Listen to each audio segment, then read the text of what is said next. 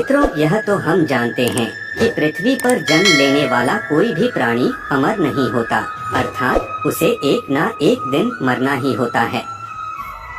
लेकिन क्या आप जानते हैं कि मरने के बाद आत्मा का क्या होता है, या मृत्यु के 24 घंटे के बाद आत्मा अपने घर वापस क्यों आती है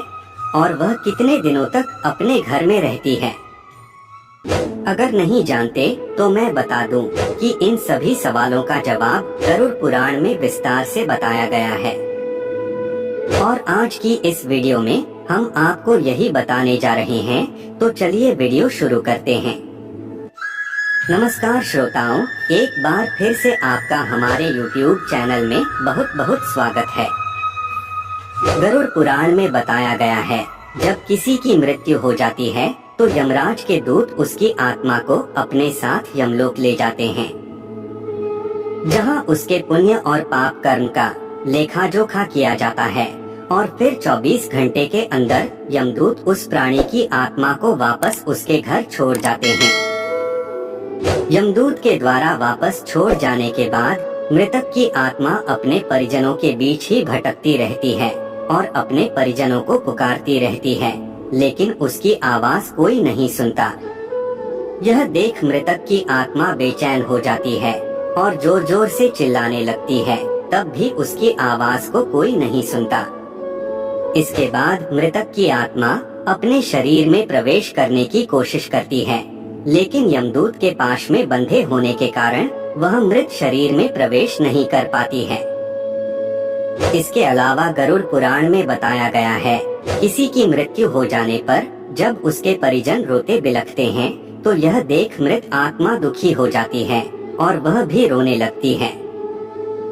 लेकिन वह कुछ कर नहीं पाती और लाचार होकर अपने जीवन में किए गए कर्मों को याद करके दुखी हो जाती है। गरुड़ पुराण की माने तो जब यमदूत मृतक की आत्मा को उसके परिजनों के बीच छोड़ जाते हैं तो उसके बाद उस आत्मा में इतना बल नहीं रहता कि वह यमलोक की यात्रा तय कर सके। गरुड़ पुराण के अनुसार किसी भी मनुष्य की मृत्यु के बाद जो 10 दिनों तक पिंडदान किया जाता है, उससे उस मृत आत्मा के विभिन्न अंगों की रचना होती है और फिर 11वें और 12वें दिन जो पिंडदान किया जाता है, उससे उस मृतक आत्मा की शरीर रूपी मांस और त्वचा का निर्माण होता है। और जब 13वें दिन तेरही की जाती है और मृतक के नाम से जो पिंडदान किया जाता है, उससे ही वह यमलोक तक की यात्रा तय करती है। अर्थात मृत्यु के पश्चात 13 दिनों तक जो मृत आत्मा के नाम से पिंडदान किया जाता है, उसी से आत्मा को मृत्यु लोक से यमलोक तक जाने का बल मिलता है।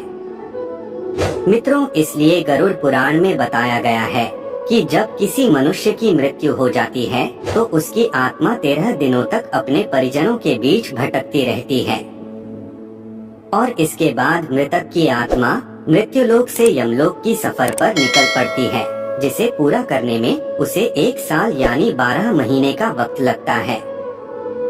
मान्यता के अनुसार 13 दिनों तक किया गया पिंडदान इस 1 वर्ष मृतक की आत्मा के लिए भोजन समान होता है।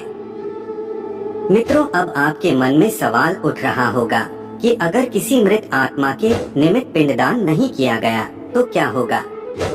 तो मैं आपको बता दूं, इसका भी वर्णन गरुड़ पुराण में विस्तार से किया गया है, जिसके अनुसार जिस मृतक आत्मा के नाम से पिंडदान नहीं किया जाता है, उसे 13वीं के दिन यमदूत जबरदस्ती घसीटते हुए यमलोक ले जाते हैं, जिससे मृत आत्मा को यात्रा के दौरान काफी कष्ट उठाना पड़ता है। इसलिए हिंदू धर्म में हर मृत आत्मा के नियमित 13 दिनों तक पिंडदान किए जाना आवश्यक बताया गया है। इन सब के अलावा गरुड़ पुराण में यह भी बताया गया है कि 13वीं के दिन मृतक के निमित्त परिजनों के द्वारा किया जाने वाला भोज कर्ज लेकर किया जाए तो मृत आत्मा को शांति नहीं मिलती। मृत आत्मा को इन बातों का बड़ा ही कष्ट होता है, मन ही मन सोचता है कि काश मैं अकेले ही कष्ट उठाता। साथ ही गरुड़ पुराण में यह भी बताया गया है कि जो मृतक के परिजन को कर्ज लेकर भोज करने पर मजबूर करता है, ऐसे इंसान को यमराज कभी भी क्षमा नहीं करते और उसकी मृत्यु के बाद उसे कई तरह की यातनाएं देते हैं, और फिर उसे वापस मृत्युलोक में भेज देते हैं। साथ ही गरुड़ पुराण में यह भी बताया गया है कि जो मनुष्य जीवित रहते पुण्य कर्म करता है उसे यमदूत मृत्यु के 13 दिनों बाद अपने साथ यमलोक ले जाते हैं और ऐसी आत्मा को मृत्युलोक से यमलोक तक जाने वाले मार्ग में किसी भी तरह का कष्ट नहीं भोगना पड़ता। वहीं जो मनुष्य अपने जीवन काल में बुरे कर्म करता है उसे यमदूत पूरे रास्ते कई तरह की यातनाएं देते हैं, जिससे वह थर थर कांपने लगता है और यमदूतों से बार बार क्षमा मांगता है, लेकिन यमदूत उसे क्षमा नहीं करते।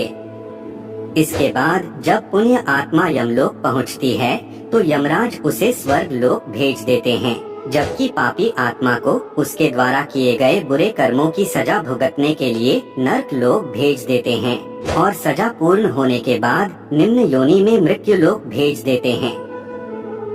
तो मित्रों, उम्मीद करता हूँ कि आपको समझ में आ गया होगा कि आखिर मृत्यु के 24 घंटों के बाद आत्मा अपने घर वापस क्यों आती है। मित्रों, वीडियो अच्छी लगी हो तो लाइक करके हमारे चैनल को सब्सक्राइब कर लीजिए ताकि ऐसे ही सनातन धर्म से जुड़ी जानकारी आप तक पहुंचती रहे। वीडियो पूरा देखने के लिए आपका बहुत बहुत धन्यवाद।